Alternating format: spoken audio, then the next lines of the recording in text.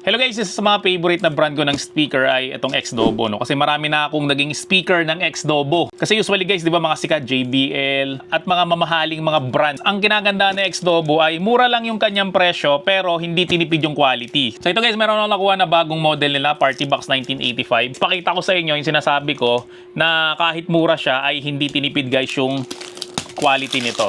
Yan, so unbox ko lang siya.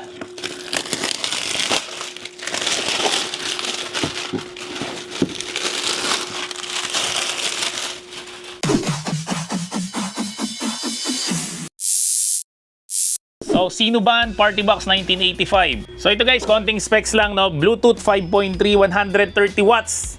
Lakas niyan, grabe. Deep bass, TWS. Ibig sabihin nun, kahit dalawa nito, pwede mo siyang pagparisin. DSP, 20 hours yung kanyang battery life. Surround sound, Type-C, RGB. So guys, yung mga specs na sinasabi ng X-Dobo, legit lahat yan. Kasi guys, nagkaroon na ako nito, 3 model ng speaker nila, lahat maganda. Tapos ang mumura lang nila. Kaya nga nagtataka ako, no, bakit nabibenta nila ng ganung kamura tong mga product nila. Pero grabe yung quality, ang ganda talaga, no? So ito, unbox na lang natin siya. Bigat. Speaker pa lang nito, parang mga 4 na kilo na eh. Diba? Kaya talagang solid. Yan, so bago natin pakita yung speaker. So meron siya guys manual, meron siyang USB Type-C cable, meron siyang 3.5mm cable, tapos meron siyang strap. So wala lang siyang charging brick, which is okay lang naman, no? Kasi parami na lang yung charger ko sa bahay, no, tuwing magkakaroon ako ng unboxing. Tapos ito na guys yung speaker niya na sobrang bigat. Grabe, mga 4 na kilo yata ito eh. Yan, so i-open ko lang siya. Tingnan nyo naman guys yung quality nito. Amuyin ko nga ulit, no? Kasi mahilig ako umuwi ng mga bagong gadget eh. Bango!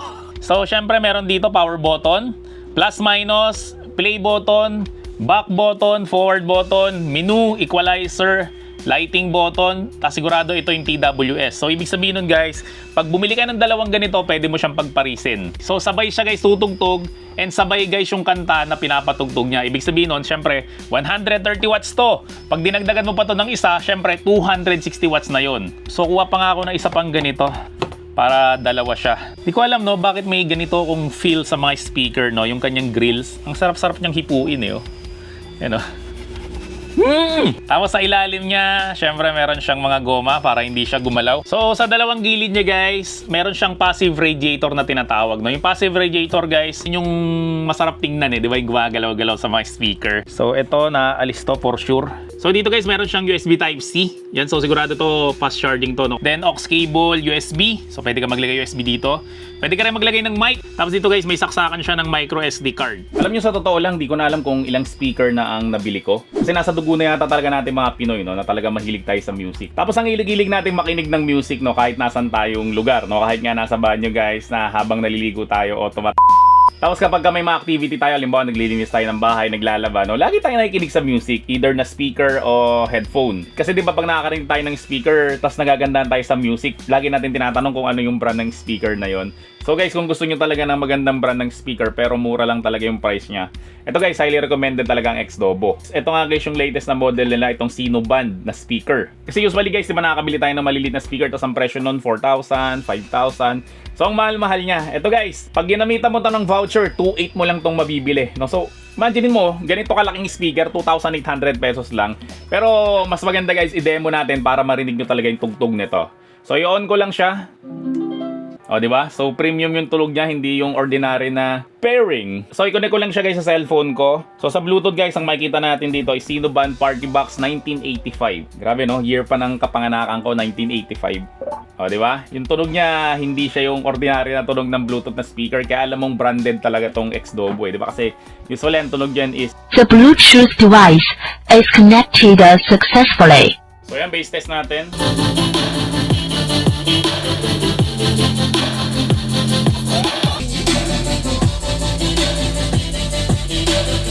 So yun guys yung bass test natin. So next naman natin ay mga walang masyadong bass or mga country music, no, para marinig rin natin. Okay, so testingin natin siya.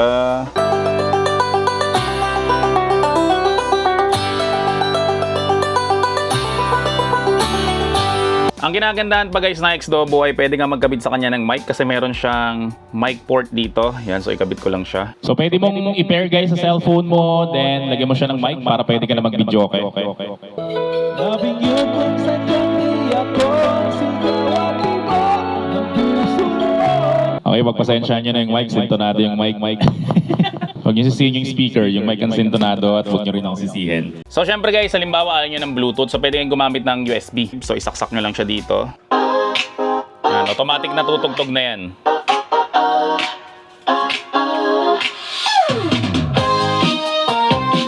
So guys, pwede ka rin gumamit ng 3.5 na aux cable kung walang Bluetooth yung gadget mo o yung device mo. O, diba? Pwede rin siya. So pwede ka rin guys magpatugtog using micro SD. Papa Bear's got the jokes to slay. Baby bears dancing all the way.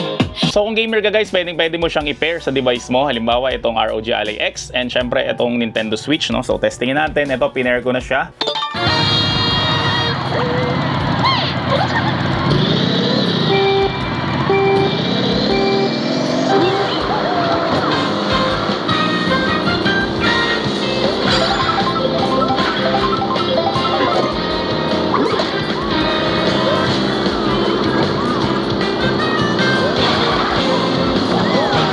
And nung in-unbox ko to guys ay birthday nung asawa ko, saktong-sakto kaya tinesting ko siya. And legit guys, mula nung deliver to guys ng alas 2 ng tanghali tapos mga alas 10 na ng gabi nung matapos yung party ng asawa ko ay tumutugtog pa rin siya. Pero hindi naman siya maximum volume, siguro mga 50% na volume yun.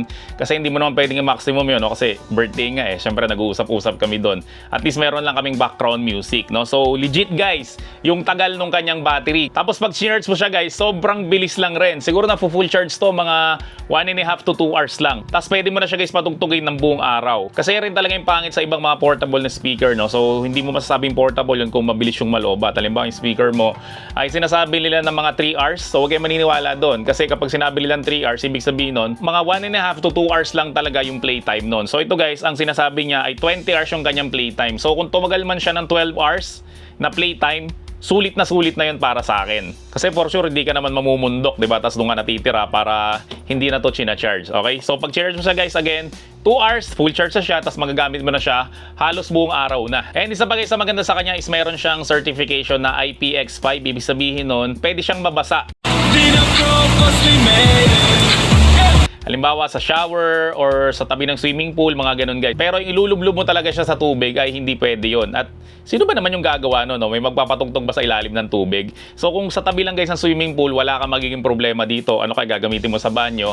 Wala ka rin magiging problema dito guys, no? Kasi nga IPX5 rating siya. So guys, again, kung gusto mo ng legit na maganda, malakas, bumabayo yung base, pero 2,800 pesos lang guys, again yung presyo nito, no? So maglalagay ako ng link sa description section ng video na to kung saan ba to legit na mabibili. At make sure lang guys na yung link na yun ay kiklik mo para di ka ma-scam. So yun lang, maraming salamat ulit sa inyong lahat. Hanggang sa muli, paalam!